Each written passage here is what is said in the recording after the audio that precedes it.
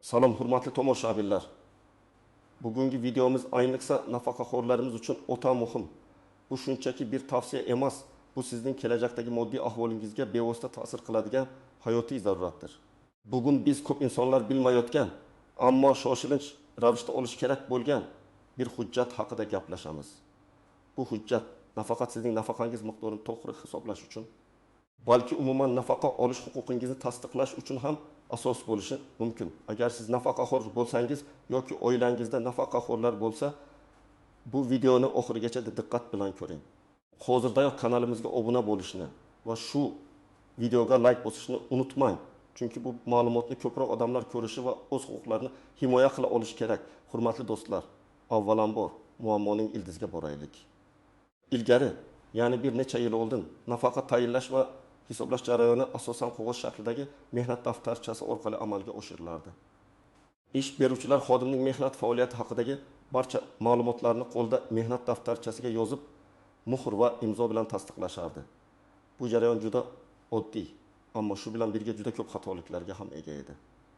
Mehnat daftarchasidagi yozuvlar chala bo'lishi, noto'g'ri sanalar, tashkilot nomlaridagi xatoliklar, muhrlarning aniq bosilmaganligi yoki hatto ayrim yozuvlarning butunlay tushirib qoldirilganligi kabi holatlar tez-tez uchrab turardi. Ko'pincha bunday kichik xatoliklarga ko'z yumilib, pensiya jamg'armasi xodimlari buni o'zaro kelishuv asosida yoki qo'shimcha ma'lumot talab qilmasdan hal qilar edilar. Asosiy e'tibor umuman olganda ish staji davrlarining mavjudligiga qaratilardi. Hatto ba'zi hollarda guvohlarning ko'rsatmalari ham ish stajini tasdiqlash uchun qisman qabul qilinardi. Ammo bugungi kunda vaziyat tubdan o'zgargan. Hukumatimiz tomonidan joriy qilingan raqamlashtirish siyosati doirasida barcha sohalarda, shu jumladan mehnat munosabatlari va nafaqa ta'minoti sohasida ham elektron tizimlar faol joriy etilmoqda.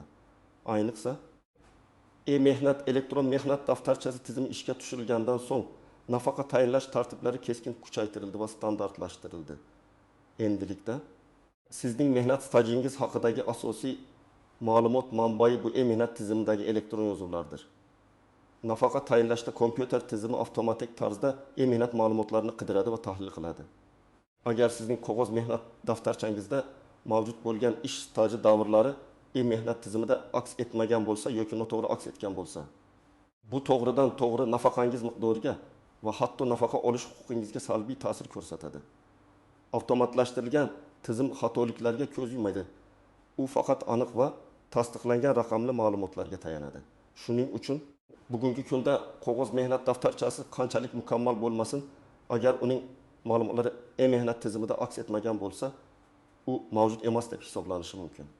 Bu esa bizning nafaqaxo'rlarimiz uchun juda katta muammo va xavf tug'diradi. Mana shu muammoni hal qilish uchun sizga maxsus bir hujjat, ish stajini tasdiqlovchi arxiv ma'lumotnomasi kerak bo'ladi. Bu hujjat sizning nafaqangiz to'g'ri hisoblanishi va sizga tegishli bo'lgan barcha imtiyozlar saqlanib qolishi uchun kalit vazifasini o'taydi. Keling, endi bu masala bo'yicha batafsil to'xtalib o'taylik. Nimalarni bilishingiz kerak? Kimlar xavotirlanishi kerak va kimlar nisbatan xotirjam bo'lishi mumkin? Avvalo, bilishingiz kerak bo'lgan eng muhim narsa, O'zbekistonda nafaqa hisoblashning asosiy mexanizmi endilikda mehnat elektron mehnat daftarchasi tizimiga bog'langan. Bu tizim har bir fuqaroning mehnat faoliyati haqidagi ma'lumotlarni elektron shaklda saqlash va tizimlashtirish uchun mo'ljallangan. Agar sizning mehnat stajingizdagi ayrim davrlar, masalan, o'tgan asrning takin to'qilan yillaridagi ish joylaringiz yoki hatto erta 2000 yillarda ishlagan tashkilotlaringizdagi faoliyatingiz e-mehnat tizimiga kiritilmagan bo'lsa, tizim buni avtomatik ravishda mavjud emas deb hisoblaydi. Bunday hollarda sizga aynan ish stajini tasdiqlovchi arxiv ma'lumotnomasi kerak bo'ladi. Bu ma'lumotnoma sizning qog'oz mehnat daftarchangizdagi yozuvlarni mustahkamlaydi va ularni e-mehnat tizimiga kiritish uchun yuridik asos yaratadi. Xo'sh, kimlar ayniqsa xavotirlanishi va bu hujjatni olishga shoshilishi kerak? Birinchidan, mehnat daftarchasidagi yozuvlari chala, o'chirib yozilgan, tushunarsiz yoki xatoliklarga ega bo'lganlar. Ko'plab odamlarning mehnat daftarchalarida tashkilot nomlari to'liq yozilmagan, ishlagan davrlar aniq ko'rsatilmagan. Muhrlar yarim bosilgan yoki imzo yo'q bo'lishi mumkin. Bunday qog'oz ma'lumotlar e-mehnatga kiritilishda yoki pensiya jamg'armasi tomonidan tekshirilishda muammolar tug'diradi. Ikkinchidan, o'z faoliyati davomida bir necha marta qayta tashkil etilgan. Nomlari o'zgargan yoki umuman yopilib ketgan tashkilotlarda ishlaganlar. Masalan, sobiq ittifoq davrida ishlagan korxonalar, kolxozlar, sovxozlar, qurilish boshqarmalari ko'pincha bugungi kunda mavjud emas. Ularning huquqiy vorislari ham yo'q bo'lishi mumkin. Bunday hollarda mehnat tizimida bu davrlarni aks ettirish deyarli imkonsiz bo'ladi. Uchinchidan, ish stajini imtiyozli shartlar asosida hisoblash huquqiga ega bo'lganlar, ya'ni zararli va og'ir mehnat sharoitlarida ishlaganlar. Masalan, konchilar, kimyo sanoati ishchilari, temirchilar, ba'zi tibbiyot xodimlari. Chunki ularning har bir ishlagan yili ilk 5 yoki 2 yil deb hisoblanadi. Agar mehnat tizimida bu sharoitlar aniq ko'rsatilgan hujjat bilan tasdiqlanmagan bo'lsa, imtiyozli staj hisobga olinmaydi. Mehnat daftarchasidagi oddiy yozuvlar ham yetarli bo'lmaydi. Chunki tizimga ma'lumotlarni kiritishda har bir pozitsiya uchun maxsus kodlar va tasdiqlovchi hujjatlar talab etiladi. 4-dan turli sabablarga ko'ra, masalan, onalik ta'tili, harbiy xizmat, oliy ta'lim muassasasida kunduzgi bo'limda o'qish, nogiron bolani parvarish qilish mehnat daftarchasiga kiritilmagan, ammo qonun bo'yicha ish stajiga qo'shilishi kerak bo'lgan davrlar borlar. Bu davrlar ham mehnat tizimiga faqat tegishli tasdiqlovchi hujjatlar asosida kiritilishi mumkin. Keling, bir nechta real hayotiy misollar orqali bu muammolarni aniqroq tushuntirib beray. Misol 1, Dilshod amaki. 1980 yillardan 1935 yilgacha Toshkentdagi yirik bir zavodda ishlagan. Bu zavod 2000 yillarning boshida xususiylashtirilgan va keyinroq butunlay yopilib, o'rnida boshqa bir kompaniya tashkil etilgan. Dilshod amakining mehnat daftarchasida zavoddagi 15 yillik ish staji aniq yozilgan edi. Ammo u pensiyaga chiqishga arza topshirganda, pensiya jamg'armasi xodimlari uning mehnat tizimida faqat 1995 yildan keyingi ish joylari aks etganini, avvalgi 25 yil haqida ma'lumot yo'qligini aytdilar. Natijada Dilshod amakining nafaqasi ancha kam miqdorda hisoblanishi xavfi tug'ildi. U mana shu 15 yillik ish stajini tasdiqlovchi arxiv ma'lumotnomasini olish uchun zavod joylashgan tuman arxiviga murojaat qildi. Ma'lumotnoma olish uchun ancha vaqt ketdi. Chunki arxivda uning hujjatlarini topish va tasdiqlash uchun vaqt talab qilindi. Ammo nihoyat ma'lumotnomani qo'lga kiritgach, u 15 yillik stajini tasdiqlashga muvaffaq bo'ldi va uning nafaqasi kutilgandek to'g'ri hisoblandi. Tasavvur qiling, agar u bu hujjat olmaganda har oy 500 ming so'mga yaqin kam nafaqa olgan bo'lar edi. Bu esa yiliga 6 million so'm degani. Pensiya muddati 20 yil bo'lsa, jami 20 million so'mga yaqin pul yo'qotgan bo'lar edi. Misol 2, Muhabbat opa 1995 yildan 2010 yilgacha maktabda boshlang'ich sinf o'qituvchisi bo'lib ishlagan. Uning hayotida 2 marta farzand ko'rish sababli har birida 3 yildan jami 6 yil onalik ta'tilida bo'lgan. O'sha davrdagi qonunchilikka ko'ra onalik ta'til ham ish stajiga qo'shilishi kerak edi. Ammo uning mehnat daftarchasiga bu davrlar aniq kiritilmagan edi. Shuningdek, mehnat tizimida ham faqat bevosita ishlagan davrlari aks etgan edi. Pensiya jamg'armasi uning umumiy ish stajini hisoblashda 6 yilni e'tiborga olmaslikka qaror qildi. Chunki rasmiy hujjatda bu haqda aniq ma'lumot yo'q edi. Muhabbat opa maktab arxividan uning onalik ta'tilida bo'lgan davrlarini tasdiqlovchi buyruqlar asosida maxsus ma'lumotnoma oldi. Bu ma'lumotnoma uning 6 yillik onalik ta'tili davrini to'liq ish stajiga qo'shilishini ta'minladi. Bu esa nafaqasiga har oy taxminan 300 ming so'm qo'shimcha mablag' qo'shdi.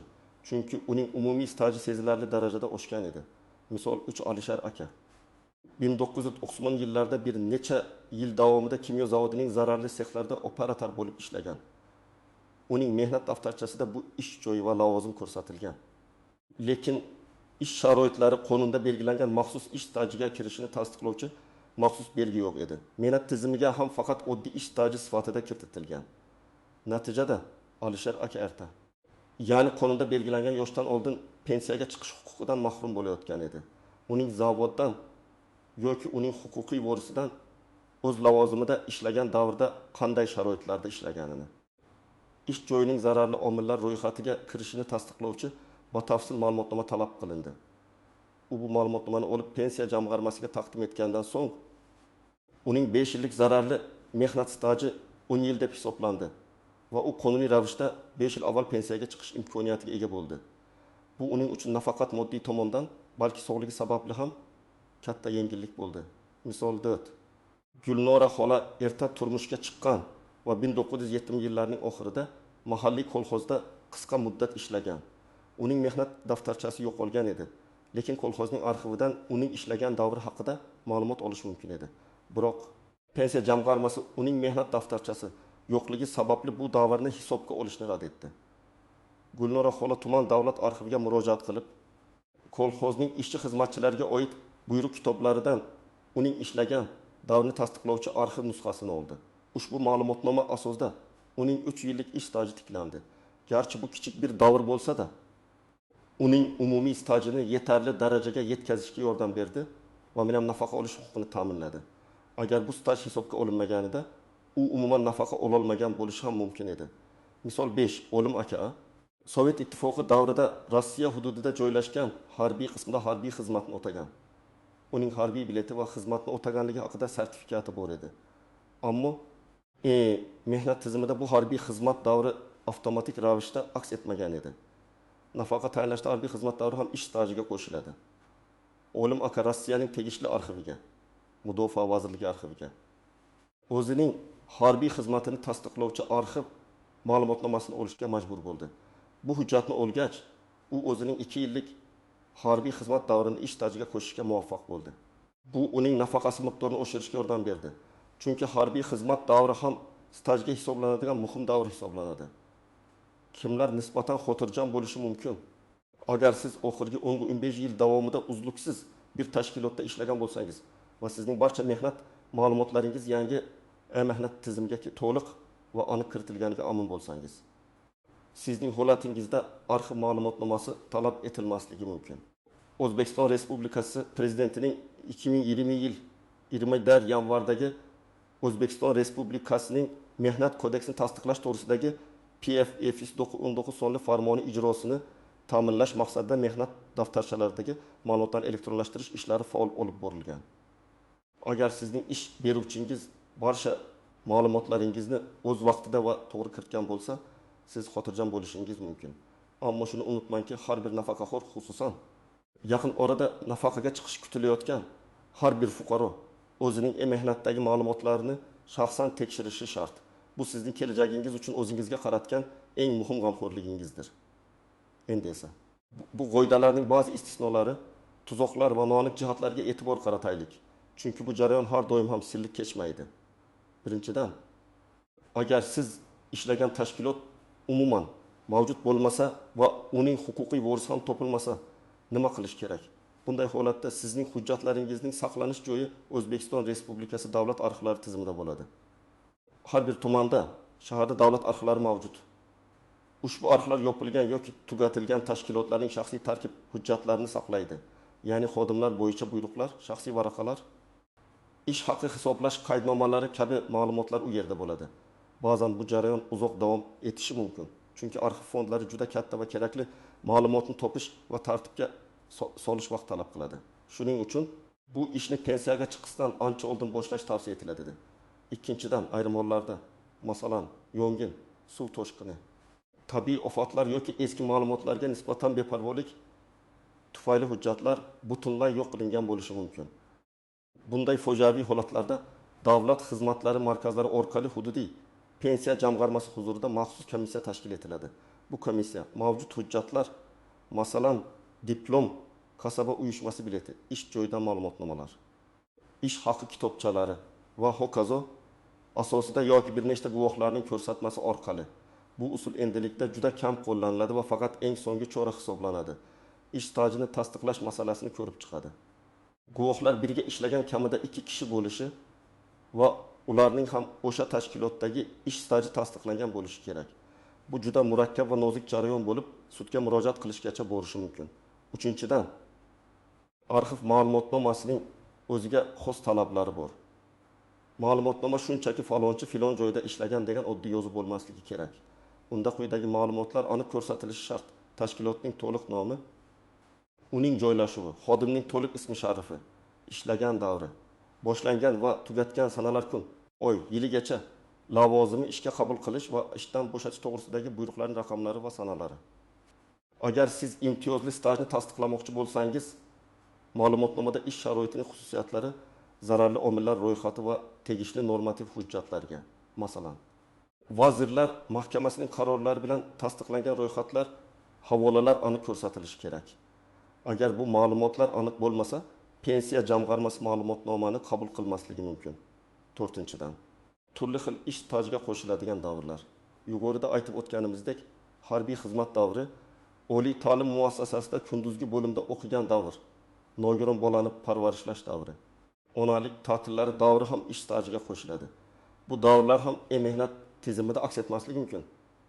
Ularni tasdiqlash uchun harbiy qismdan, o'quv yurtidan diplom ilovasi bilan, tug'ilish guvohnomasi va nogironlik to'g'risidagi hujjatlar asosida alohida ma'lumotnomalar talab etiladi. Har bir holatning o'ziga xos tasdiqlash tartibi borligini yodda tuting. 5-dan, raqamlashtirish paradoksi tushunchasi. Hatto sizda barcha yozuvlar mukammal bo'lgan qog'oz mehnat daftarchasi bo'lsa ham, agar bu ma'lumotlar mehnat tizimida to'g'ri aks ettirilmagan bo'lsa, siz muammoga duch kelasiz. Raqamli tizim hozirda birlamchi manba bo'lib hisoblanadi. Pensiya jamg'armasi mehnat tizimiga kiritilgan ma'lumotlarga asoslanib ishlaydi. Shuning uchun sizning maqsadingiz qog'ozdagi ma'lumotlarni raqamlashtirish, ya'ni ularni mehnat tizimiga kiritilishini ta'minlash bo'lishi kerak. Bu esa ko'pincha siz ishlagan tashkilot yoki uning huquqiy vorisi tomonidan amalga oshirilishi lozim. Agar ular buni bajarmagan bo'lsa, siz ulardan arxiv ma'lumotnomasini olib pensiya jamg'armasiga taqdim etishingiz kerak bo'ladi. 6-dan, mehnat tizimining o'zida ham xatoliklar bo'lishi mumkin.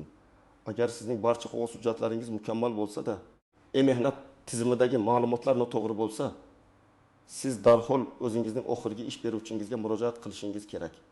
Chunki mehnatga ma'lumotlarni kiritish va tuzatish huquqi faqat ish beruvchida mavjud. Agar ish beruvchi ma'lumotlarni tuzatishdan bosh tortsa yoki bu jarayon uzoq cho'zilsa, siz mehnat inspeksiyasiga yoki sudga murojaat qilishingiz mumkin. Va nihoyat, bu hujjatlarni olishning muddati va narxi. Ko'pincha arxiv ma'lumotnomalarini olish bepul bo'ladi. Lekin ba'zi arxivlar, xususan tijorat arxivlari yoki ba'zi viloyatlardagi arxivlar, ma'lumotni izlash va shakllantirish uchun kichik to'lov undirishi mumkin. Eng muhimi, bu jarayon bir necha kun yoki hatto bir necha hafta va oylarga cho'zilishi mumkin. Shuning uchun nafaqaga chiqishga yaqinlashgan har bir kishi bu ishni oldindan hal qilishi kerak. O'ylab ko'ring, agar siz pensiyaga chiqishga bir oy qolganida bu muammo bilan duch kelsangiz, nafaqa olishingiz kechikishi yoki kam miqdorda tayinlanishi mumkin. Keling, endi eng muhim qismga, ya'ni aniq qadamlarga o'taylik. Siz nima qilishingiz kerak? Qayerga borishingiz, qaysi hujjatlarni yig'ishingiz, nimani yozishingiz kerak? Bu masalada sizga amaliy ko'rsatmalar beraman. Birinchi qadam, o'zingizning mehnat tizimidagi ma'lumotlaringizni tekshiring. Buni qanday qilish mumkin? Eng qulay yo'li MyGovuz yagona interaktiv davlat xizmatlari portaliga kirishdir. U yerda mehnat daftarchasidagi yozuvlar haqida ma'lumot berish yoki shunga o'xshash xizmatni topib, shaxsiy identifikatsiya raqamingiz, JSHIR va pasport ma'lumotlaringiz bilan kirishingiz mumkin. Agar sizda internetga kirish imkoniyati bo'lmasa yoki elektron xizmatlardan foydalanishda qiyinchiliklarga duch kelsangiz, o'zingiz yashaydigan hududdagi pensiya jamg'armasi bo'limiga murojaat qilishingiz mumkin. U yerda sizga mehnat tizimidagi ma'lumotlaringizning ko'chirib olinmasi raspetchatkasini berishadi. Bu ikkinchi qadam. Mehnat tizimidagi ma'lumotlarni qog'oz mehnat daftarchangiz bilan solishtiring. Mehnat tizimidan olgan ma'lumotlaringizni o'zingizning qog'oz mehnat daftarchangizdagi har bir yozuv bilan diqqat bilan solishtirib chiqing. Har bir ish joyi ishga qabul qilingan va bo'shatilgan sanalar, lavozimlar, buyruq raqamlari va sanalari bir xil ekanligiga ishonch hosil qiling. Eng kichik tafovutlarni ham e'tiborsiz qoldirmang. Ayniqsa tashkilot nomlariga, sana, yozuvlariga va muhrlarning aniqligiga e'tibor bering. Nimalarni izlash kerak? Ish joyi nomlaridagi tafovutlar, ishga kirgan va chiqqan sanalardagi farqlar, lavozim nomlaridagi noto'g'riliklar, ayniqsa imtiyozli pensiya huquqiga ega bo'lganlar uchun muhim. Umuman mavjud bo'lmagan, ya'ni mehnatga kiritilmagan ish staji davrlari, onalik ta'tili, harbiy xizmat, o'qish kabi stajga qo'shilishi kerak bo'lgan davrlarning yo'qligi. 3-qadam, kamchiliklar va noto'g'ri ma'lumotlar ro'yxatini aniqlang. Solishtirish natijasida aniqlangan barcha tafovutlar va tushirib qoldirilgan davrlarni yozib oling. Bu ro'yxat sizning keyingi harakatlaringiz uchun asos bo'ladi. Har bir kamchilik uchun qaysi davr qaysi tashkilotda va qanday muammo borligini aniq belgilang. Masalan, 1905-1990 yillarda Paxtakor kolxozida ishlaganlik haqidagi ma'lumot mehnatda yo'q. Yoki 1998-2005 yillarda Umid zavodida ishlaganlik haqidagi yozuvda tashkilot nomi noto'g'ri ko'rsatilgan. 4-qadam, kerakli ma'lumotnomani olish manbasini aniqlang. Aniqlangan har bir muammoli davr uchun ma'lumotnomani qayerdan olish kerakligini aniqlang. Agar siz hozirda ishlayotgan bo'lsangiz va muammo hozirgi ish joyingiz bilan bog'liq bo'lsa, birinchi navbatda bu masalada kadrlar bo'limi xodimlariga murojaat qiling. Ular mehnat tizimi tegishli tuzatishlarni kiritishlari shart. Agar muammo avvalgi ish joyingiz bilan bog'liq bo'lsa va u tashkilot hali ham faoliyat yuritayotgan bo'lsa, bevosita o'sha tashkilotning kadrlar bo'limiga murojaat qiling. Ular sizga arxiv ma'lumotnomasini berishlari yoki mehnat tizimiga tegishli ma'lumotlarni kiritishlari kerak. Agar siz ishlagan tashkilot yopilgan, qayta tashkil etilgan yoki uning huquqiy vorisi yo'q bo'lsa, u holda o'sha tashkilot joylashgan hududdagi davlat arxiviga murojaat qilishingiz kerak. Masalan, agar tashkilot Toshkent shahrida bo'lgan bo'lsa, Toshkent shahar davlat arxivi, agar viloyatda bo'lsa, viloyat davlat arxivi yoki tuman shahar arxiviga borasiz. 5-qadam, rasmiy so'rov xati yozing. Ma'lumotnomani olish uchun tegishli tashkilotga yoki arxivga yozma ariza bilan murojaat qilishingiz shart. So'rov xatini erkin shaklda, lekin quyidagi muhim ma'lumotlarni kiritgan holda yozing. Xat kimga yozilgani, tashkilot nomi, rahbar yoki arxiv direktori, sizning to'liq ism-sharifingiz, yashash manzilingiz va telefon raqamingiz. So'rovning mazmuni: menga quyidagi davrda tashkilotning to'liq nomida lavozimingizda ishlaganligimni tasdiqlovchi arxiv ma'lumotnomasi berishingizni so'rayman. Aniqlangan muammoli davrlar va tashkilot nomlarini aniq ko'rsating. Masalan, 1949 yil il-sentabrdan 1993 yil 25 maygacha shart ishlab chiqarish birlashmasida mexanik bo'lib ishlaganligimni tasdiqlovchi ma'lumotnoma. Ma'lumotnomani qaysi maqsadda talab qilayotganingizni ko'rsating. Masalan, nafaqa tayinlash uchun pensiya jamg'armasiga taqdim etish maqsadida sizda mavjud bo'lgan tegishli hujjatlar, mehnat daftarchasi nusxasi, pasport nusxasi ilovasini ko'rsating. Xat yozilgan sana va imzo. 6-qadam, kerakli hujjatlarni tayyorlang. So'rov xatingizga quyidagi hujjatlarning nusxalarini ilova qiling. Pasport nusxasi asli bilan. Mehnat daftarchangizning barcha sahifalarining nusxasi asli bilan. Agar mavjud bo'lsa, oldingi ish joylaridan olingan har qanday ma'lumotnomalar, ish haqi kitobchalari, diplom nusxasi, harbiy bilet nusxasi, tug'ilganlik haqidagi guvohnoma nusxasi kabi qo'shimcha hujjatlar. Bu hujjatlar sizning ishingizni yengillashtirishi mumkin. 7-qadam, murojaatingizni rasman ro'yxatdan o'tkazing va javobni kuting. Ariza va hujjatlaringizni tegishli tashkilot yoki arxivga shaxsan topshiring va uning ro'yxatdan o'tkazilganligini tasdiqlovchi raqam va sanani oling. Bu sizning murojaatingiz ko'rib chiqilishini kafolatlaydi. Qonunchilikka ko'ra davlat organlari va tashkilotlar fuqarolarning murojaatlarini 25 kundan 30 kungacha bo'lgan muddatda ko'rib chiqishi shart. Agar bu muddat ichida javob olmasangiz yoki rad javobini olsangiz, yuqori turuvchi organlarga, masalan, Adliya vazirligining hududiy bo'limlariga, Oliy Majlisning inson huquqlari bo'yicha vakili, ombudsmanga yoki sudga shikoyat qilish huquqingiz bor. 8-qadam, ma'lumotnomani olgandan so'ng, agar siz arxiv ma'lumotnomasini qo'lga kiritgan bo'lsangiz, uni darhol pensiya jamg'armasi bo'limiga olib boring. U yerda mutaxassislar sizning hujjatlaringizni ko'rib chiqadilar. Mehnat tizimidagi ma'lumotlaringizni yangilaydilar va pensiyangizni qayta hisoblash masalasini ko'rib chiqadilar. Ba'zi hollarda, agar siz hozirda biror joyda ishlayotgan bo'lsangiz, bu ma'lumotnomani ish beruvchingizning kadrlar bo'limiga taqdim etishingiz kerak bo'ladi. Ular mehnat tizimiga tegishli o'zgartirishlarni kiritishlari uchun. Hurmatli do'stlar, bu shunchaki bir qog'oz emas. Bu sizning moddiy xotirjamligingizning kafolatidir.